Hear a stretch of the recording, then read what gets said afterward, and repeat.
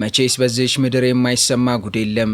ዛሬ የምንጎበኛት ሀገር ዜጎቿ ቆሻሻን በአግባቡ እያስወገዱ ያስመረሯት፣ ለዚህም የቆሻሻ እጥረት ገጥሟት የኤሌክትሪክ ማመንጫ ማሽኖቿን ለማንቀሳቀስ ከጎረቤት ሀገራት ቆሻሻን በገንዘብ ገዝታ የምትጠቀም ጉደኛ ናት። እንዲያው ዘመኑንስ ምን ያክል ዋጀች ካላችሁኝ ደግሞ ይህች ሀገር በዘመነኛው ዓለም ቴክኖሎጂ ዓለምን ሀሁ የምታስቆጥር፣ ዜጎቿም ጥሬ ገንዘብን መጠቀም እፉ ነው ብለው ያቆሙባት፣ ባንኮቿም ከዲጂታል ግብይት ውጪ ጥሬ ገንዘብ በወደቀበት ላይ ረግጦ የተማማሉባት የቴክኖሎጂ ቁንጮ ናት። በተቃርኖ የተሞላችውን ይህችን ሀገር ስንቃኛት በአንድ በኩል 70% የሚሆነው መሬቷ በጥቅጥቅ ያለ አረንጓዴ ደንና ለ100 ሺህ በተጠጉ ሐይቆች የተሞላ የተፈጥሮ ማህደር ሆኖ እናገኘዋለን። በሌላ በኩል ደግሞ የዓለምን የዲጂታል ህይወት በድብቅ የምትቆጣጠረው ይህችው በበረዶ የተሸፈነች ጸጥተኛ ምድር ናት። ይህ ካልበቃችሁ ሌላም ልጨምር። ዛሬ ላይ ሆናችሁ በስልካችሁ ሙዚቃ የምታጫውቱበት ስፖቲፋይ፣ ልጆቻችሁ የሚያዘወትሩት ታዋቂው ጌም ማይንክራፍት፣ ስልካችሁን ከሌላ መሳሪያ ጋር የምታገናኙበት ብሉቱዝ፣ እንዲሁም በሚሊዮን የሚቆጠሩ ሰዎችን ህይወት ያተረፈውን የመኪና የደህንነት ቀበቶ የፈጠሩት የዚህች ሀገር ሰዎች ናቸው። እኛም በምድሯ ተገኝተን ወደ ሰሜናዊው የሀገሪቱ ክፍል ስናቀና ደግሞ ሌላ የተፈጥሮ ተአምር ይጠብቀናል። በዚህች ትንግርት ምድር በበጋ ፀሐይ ፈጽሞ አትጠልቅም፣ በክረምት ደግሞ ሰማዩ በአረንጓዴ የሰሜን ብርሃናት ያሸበርቅባታል። ክብራትና ክብራን፣ ይህች ጥሬ ገንዘብ የጠፋባት ቆሻሻን ከውጭ የምታስገባ የዓለምን ቴክኖሎጂ የምትዘውርና የተፈጥሮ ድንቅ የሆነች ሀገር ማናት ስላችሁ ስዊድን ካላችሁኝ አልተሳሳታችሁም። ዛሬኛና እርሶ በሰሜን አውሮፓ ወደምትገኘው አስገራሚ የፈጠራ አቅም፣ ማለቂያ የሌለው ደንና ሚስጥራዊ የህይወት ፍልስፍና ወዳለባት ስዊድን ተጉዘን በብዙ እንጨዋወታለን። እርሶም ይህችን ሀገር አብረውን ያውቋት ዘንድ መልካም መሻታችን ነውና በከንቱ የማናባክንቦትን ጥቂት ደቂቃዎች በልግስና ሰጥተውን እንዲሁም እስካሁን ቤተሰብ ካልሆኑን ቻናላችንን ሰብስክራይብ በማድረግ ብቻ ቪዛዎትን አስመትተው ለደቂቃዎች አብረውን ይጓዙ።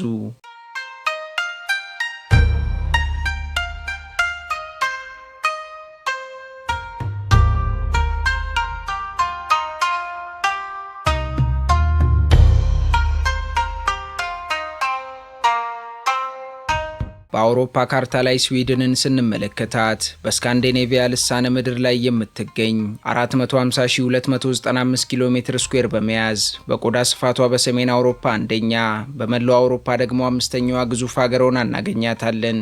ይህች ሀገር በምዕራብ ከኖርዌይ፣ በምስራቅ ከፊንላንድ ጋር ስትዋሰን፣ በደቡብ በኩል ደግሞ በባልቲክ ባህር ተከባለች። የስዊድን ጂኦግራፊና የተፈጥሮ ገጽታም ቃላት ሊገልጹት ከሚችሉት በላይ እጅግ አስደናቂ ነው።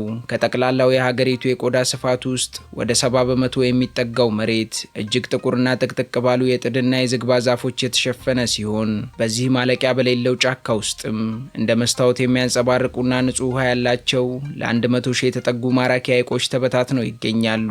ከዚህ አረንጓዴ ገጽታ ወጥተን ወደ ሰሜናዊው የሀገሪቱ ጫፍ ላፕላንድ ወደሚባለው የአርክቲክ ክልል ስንጓዝ ደግሞ የተፈጥሮ ህግጋት የሚጣሱበት አስማታዊ ዓለም ውስጥ እንገባለን። በበጋው ወራት በዚህ ስፍራ ፀሐይ ለተከታታይ ሳምንታት ፈጽሞ አትጠልቅም።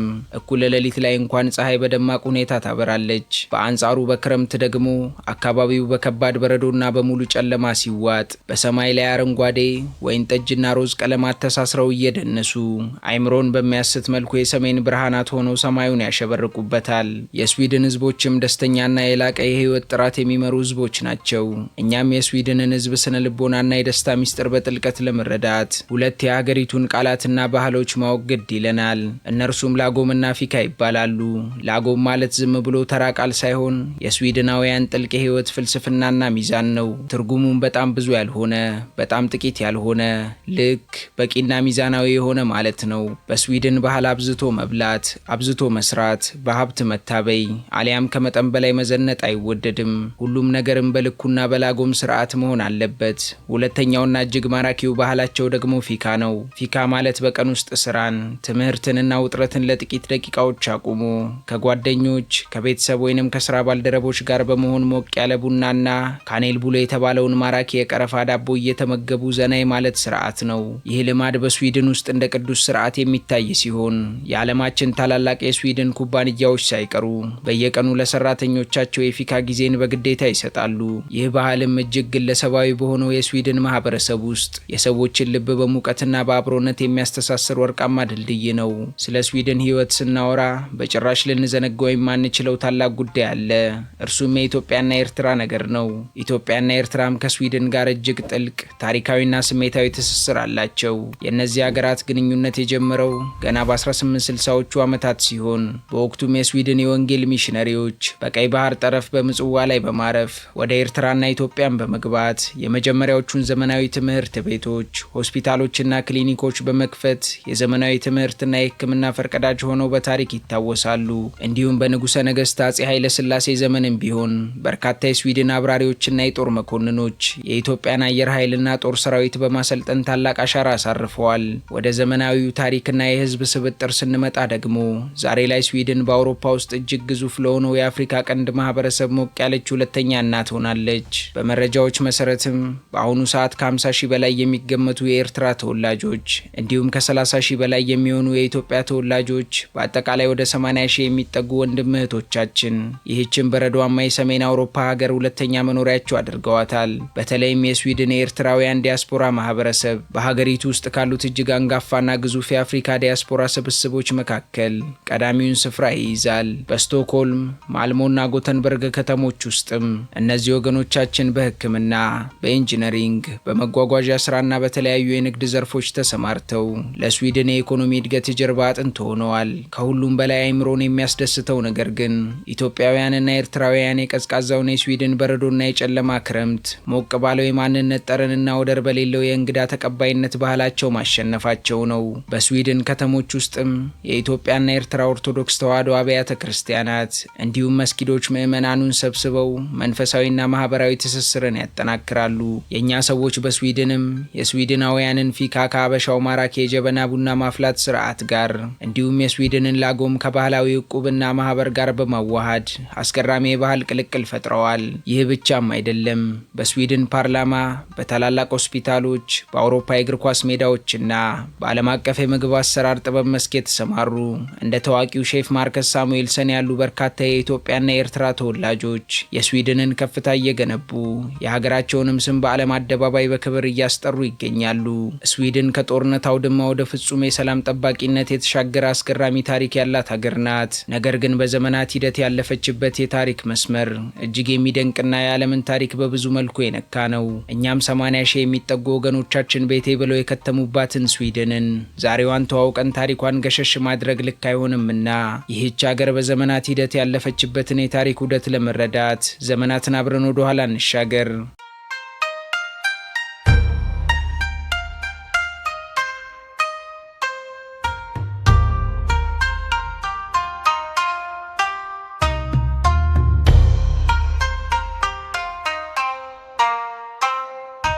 ዛሬ የምናያት በሰላምና በቴክኖሎጂ የረሰረሰችው ስዊድን ዝም ብላ በድንገት የተገኘች ምድር አይደለችም።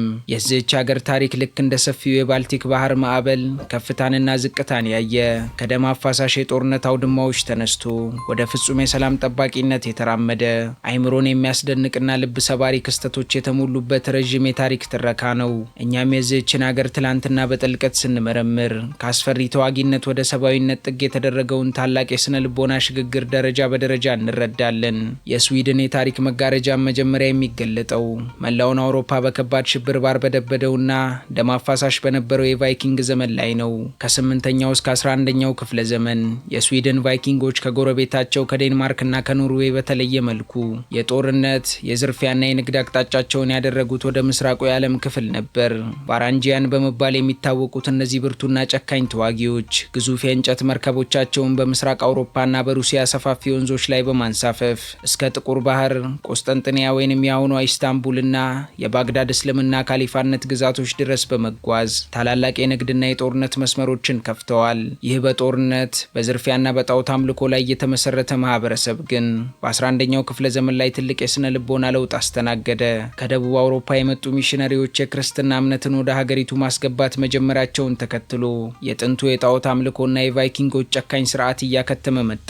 ክርስትና ክርስትናን በዘመኑ በተበታተኑት የስዊድን ጎሳዎች መሃል አዲስ ሰላምና ሕግን በመፍጠር ህዝቡ በአንድ ማዕከላዊ ንጉሳዊ አስተዳደር ስር እንዲገባ ትልቅ መንፈሳዊ ድልድይ ሆኖ አገልግሏል።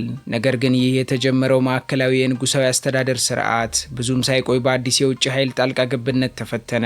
እንደ አውሮፓውያን አቆጣጠር በ1397 ዓመተ ምህረት ስዊድን ከዴንማርክና ኖርዌይ ጋር በመሆን በካልማር ህብረት ስር ወደቀች። ይህ ህብረትም መላውን ስካንዲኔቪያ በአንድ ንጉስ ስር ቢያሰባስብም ለስዊድናውያን ግን የዴንማርክ ነገስታት የበላይነት የሚንጸባረቅበት የጭቆና ዘመን ነበር።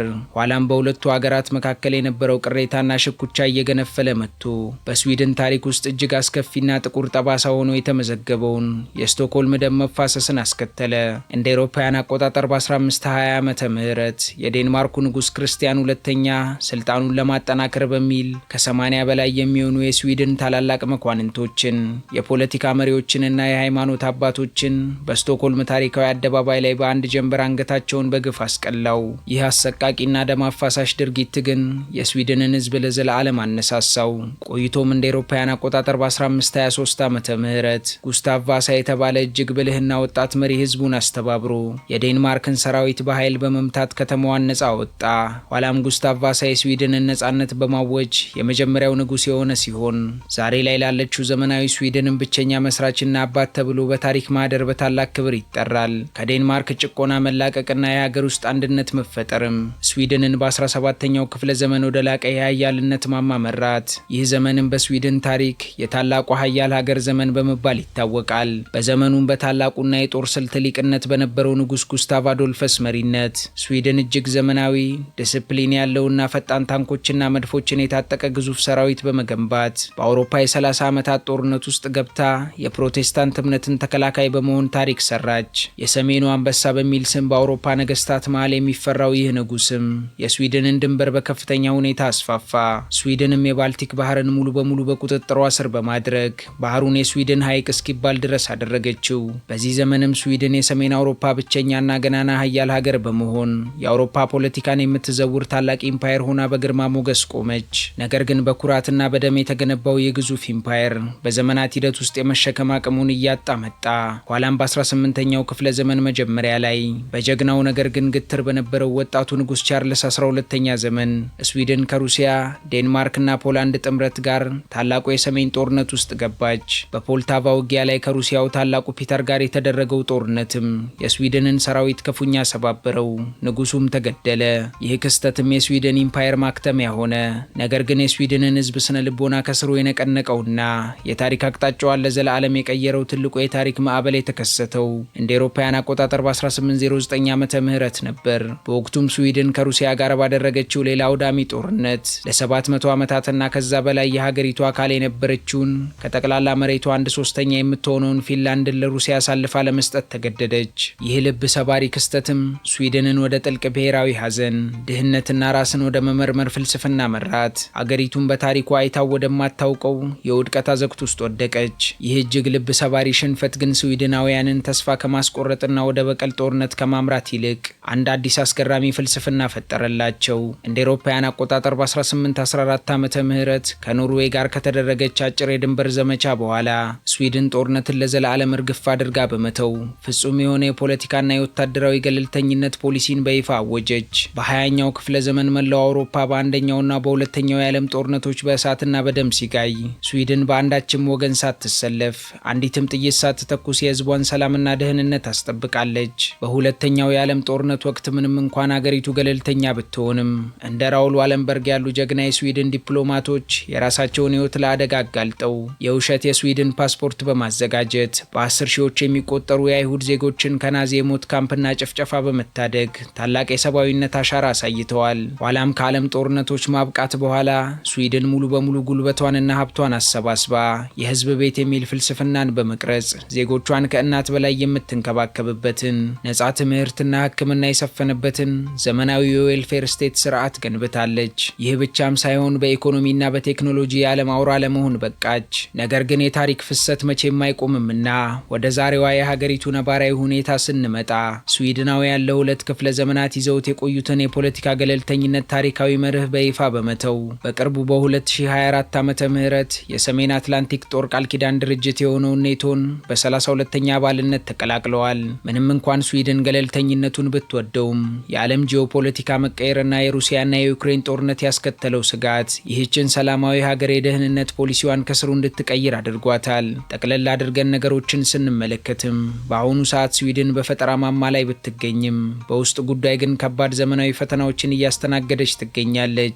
ባለፉት 10 ዓመታት የተከተለችውን የላቀ የሰብአዊነት ፖሊሲ ተከትሎ በጦርነት ከተጎዱ ሀገራት የመጡ በሚሊዮን የሚቆጠሩ ስደተኞችን ማስተናገዷ ይታወቃል። ሆኖም ግን ማህበረሰቡን በፍጥነትና በብቃት ማዋሃድ አለመቻሉ በትላልቅ ከተሞች ዳርቻዎች ላይ ማህበራዊ መገለልንና የቡድን ጥቃቶችን አስከትሏል። ይህ አዲስ የጸጥታ ስጋትም የሀገሪቱን ታሪካዊ ሰላም እየፈተነው ሲሆን መንግስትም ጥብቅ የሆኑ ህጎችን በማውጣት ላይ ይገኛል።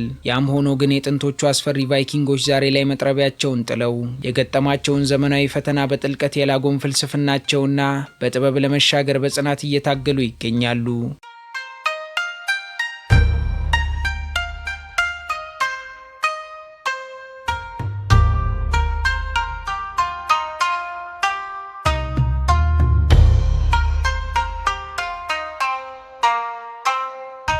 የስዊድንን ዘመናዊ ታሪካዊና የሰለጠነ የከተማ ገጽታ በጉልህ ለመመልከት ጉዟችንን የምንጀምረው ከሀገሪቱ የልብ ትርታ ታሪካዊ መዲናና የውበት ማማ ከሆነችው ስቶክሆልም ነው።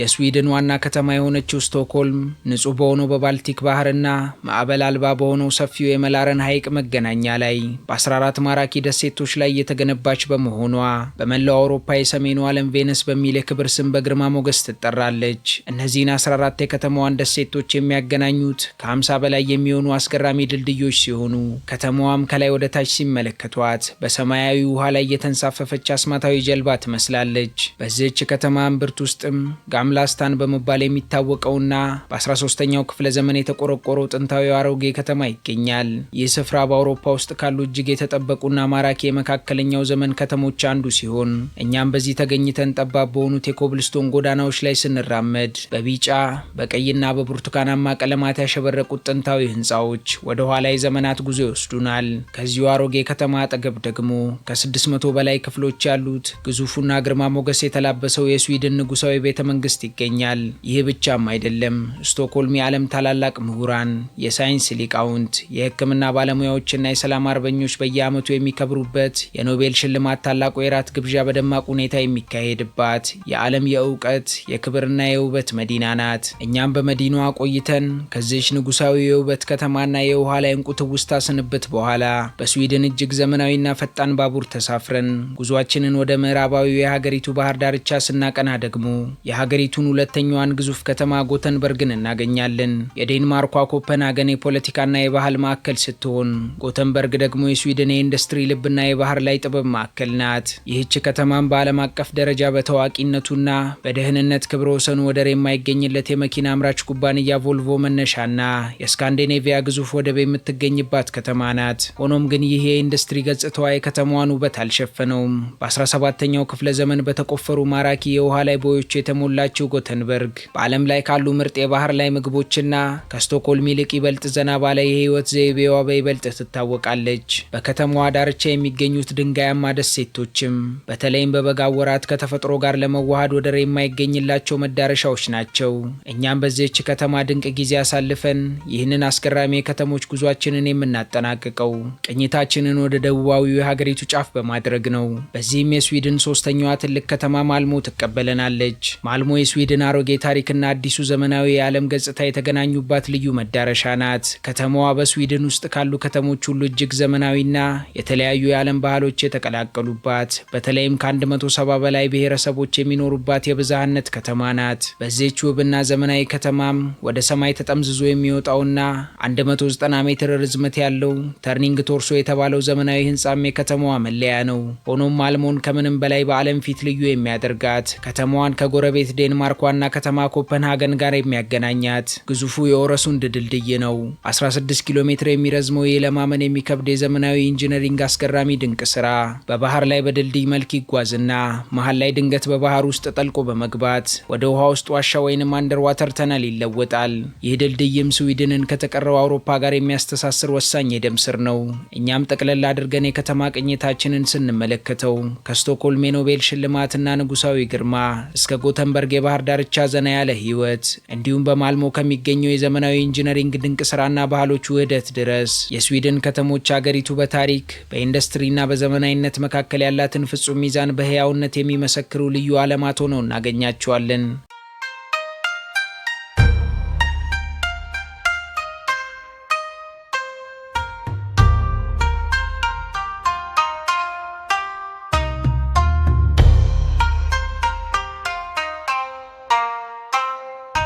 ወደ ስዊድን ኢኮኖሚ የገቢ ምንጭና ማህበራዊ ዋስትና ስንመጣ ለሌላው የዓለም ክፍል ለማመን የሚከብድ ፍጹምና እንከን የለሽ የሚመስል አስገራሚ የነፃ ገበያና የሶሻሊዝም ቅልቅል እናገኛለን። ከ10 ሚሊዮን ጥቂት ከፍ የሚል የህዝብ ቁጥር ያላት ይህች ሀገር ከ600 ቢሊዮን ዶላር በላይ የሆነ ግዙፍ የሀገር ውስጥ አጠቃላይ ምርት በማስመዝገብ በዓለም ላይ እጅግ ከበለጸጉ ሀገራት ተርታ ትሰለፋለች። የዜጎቿ የነፍስ ወከፍ ዓመታዊ ገቢም ከ55,000 የአሜሪካን ዶላር በላይ ሲሆን ይህም የስዊድናውያንን የኑሮ ደረጃ በዓለም ላይ ካሉት እጅግ የቅንጦትና የምቾት ኑሮዎች መካከል ቀዳሚ ያደርገዋል።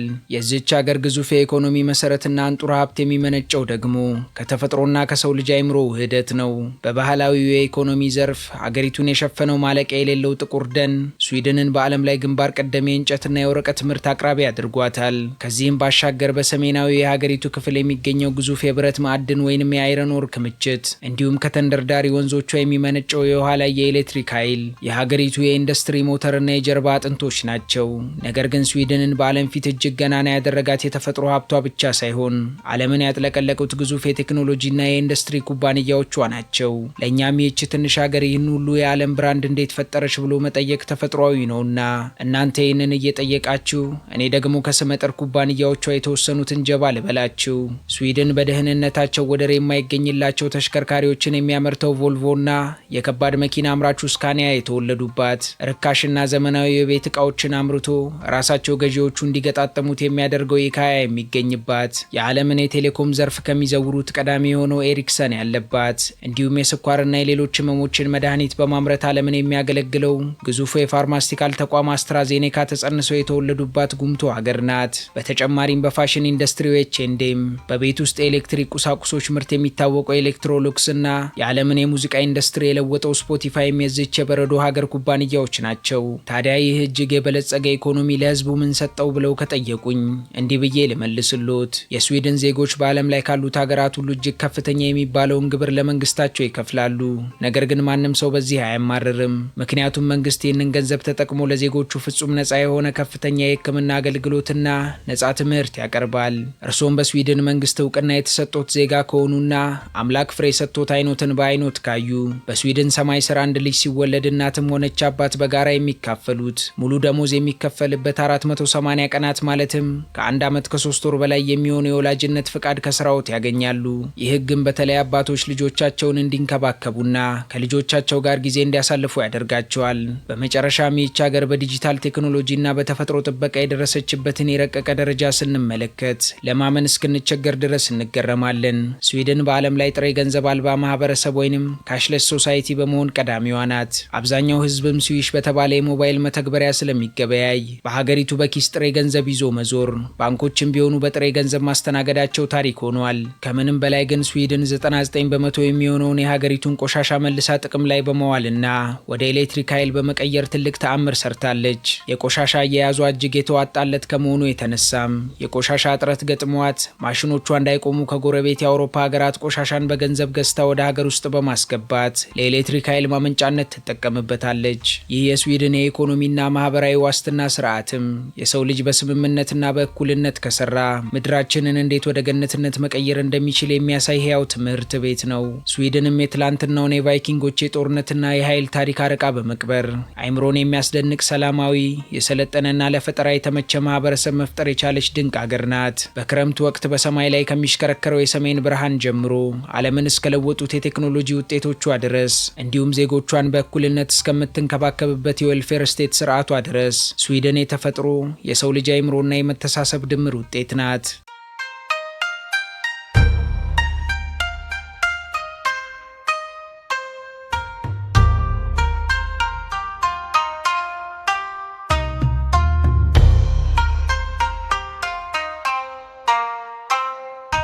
ውድ የሀገሬ ልጆች የዛሬው የስዊድን ቅኝታችን እዚህ ላይ ያበቃ። በቀጣይ መርሃ ግብር እስከምንገናኝ ድረስ ለቻናላችን አዲስ ከሆናችሁ ሰብስክራይብ በማድረግ ቤተሰብ ሁኑን። እንዲሁም ቪዲዮን ላይክ እና ሼር በማድረግ አበረታቱን። እስከ ቀጣይ ቸርን ሰንብት።